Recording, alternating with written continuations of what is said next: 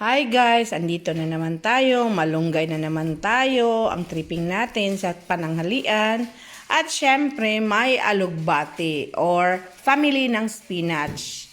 May kamatis, tapos doon, may inano na si tita sa mainit na tubig. Pinakuluan niya yung kalabasa, tapos talong. So, yan ang pananghalian natin. Ayan, kumukulo ng ating gulay. Ayan, may pritong isda din tayo, guys. Kasama sa ating gulay. Ayan, pananghalian namin. So, salamat. Thank you, Lord, for another graces. Kain tayo, tapos may suka kami na maraming sili.